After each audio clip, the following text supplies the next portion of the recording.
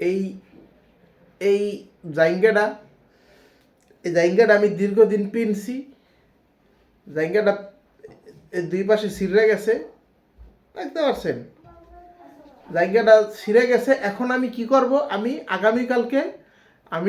আগামীকালকে 5-6টা জায়গা কিনবো।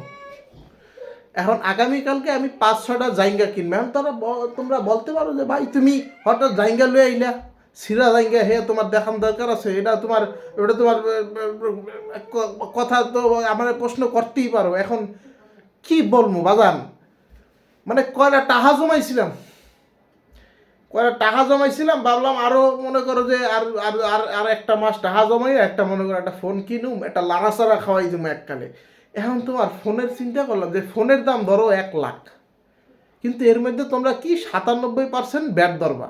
এখন যদি বাজান তোমরা 16 ডিসেম্বরের পরে 97% ব্যাট ধর, আর এই মুহূর্তে আমার ফোন কেনার ওই সামর্থ্যটা আমার নাই। কারণ আমি যেই টার্গেট নিছি যেই ফোনটা আমি নিমু, এটা তোমার কিনতে গেলে আমার মিনিমাম আরও 1 মাস অপেক্ষা করা লাগবে।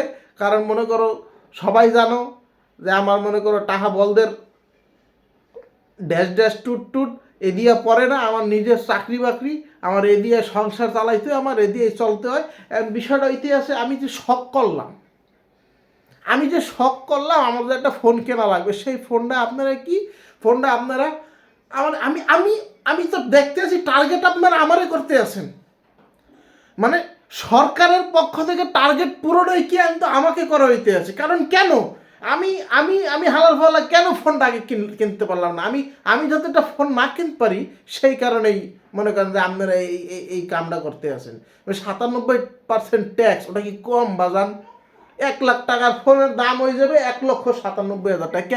এটা কেন এটা তো মানা যাইবে না।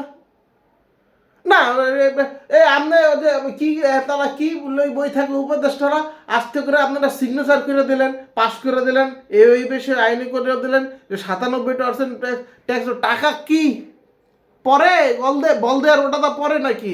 মানে আপনারা কি খান, কোনটা খান, ওটা যদি একটু খবর পাইতাম, ওটা আমরাও একটু খাইতাম, প্রয়োজন আমিও একটু খাইতাম।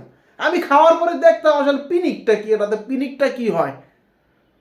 পিনিকটা যদি ভালো হইতো তাহলে মনে করেন যে না ঠিক আছে, তাহলে আমিও কি করতাম, আস্তে করে খাওয়ার পরে দেখতাম আপনাদের মতো ফিল হয় কি না। আপনাদের হাতে যে ফোন বাজান, আপনারা তো ফোন একটা মনে করেন আইফোন কিনছেন, এই স্যামসাং কেনেন, এইটা কেনেন, ওটা কেনেন, লাখ টাকা পার হয়ে যায়, ফোন আগেই কিনা লাইছেন। এখন কি এই কারণেই মনে হয় হিংসা করতে আছেন যে আপনাদের মতো ফোন যাতে অন্য কেউ না কিনতে পারে? না সাপোজ মনে করেন যে ওপ্পো ফোনটা যেটা আগে দাম মনে করেন যে আসছিল তোমার 50,000 টাকা, বা অন্য নাম বলবো না সিরিজের, বা তোমার অন্য যে ফোনগুলোর 50,000 টাকা দাম ছিল, সেগুলো এখন তো আস্তে করে দাম তোমার আরও 27,000 টাকা, 28,000 টাকা যোগ হয়ে যাবে লগে। মানে চিন্তা করা যায় একটা ফোন যদি এই এত পার্সেন্ট ব্যাট ধরা হয় 57%, তাহলে আমরা শখ করে এরকম কি একটা ফোন কিনতে পারো? আর ফোন কোম্পানি বাজানেরা তোমরা কি একটু লাড়াচাড়া দিয়ে দিতে পারো না যে এত পার্সেন্ট ব্যাট ওটা মানা যায় না? এটা কি সম্ভব? বাংলাদেশের মানুষ আমরা কি আমরা একটা উন্নয়নশীল দেশ, আমরা কি এত বালের উন্নয়ন আমাদের হয়ে গেছে যে আমরা 57% ট্যাক্স দিয়ে আমরা একটা ফোন কিনতে পারবো? এই কারণে ডিসিশন নিছি কোন সময় আমার জায়গার দাম বাইরে যায়।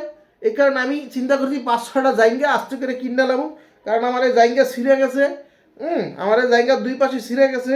জায়গার কোমরের তোমার আস্তে আস্তে এই যে এলাস্টিক না প্লাস্টিক, এটা তোমার ইয়ে গেছে, ছাড়িয়ে গেছে। এটা পিনলে কয় কি আস্তে করে নিচের দিকে নাইমা যায়, পিনলে আস্তে করে নিচের দিকে নাইমা যায়। এই কারণে আমি চিন্তা করছি যে আমি নতুন 4-5টা জায়গা কিনুম। কারণ বলা তো যায় না কখন আমার জায়গার উপরে তোমার ব্যাট ট্যাক্স ধরে ফেলায়।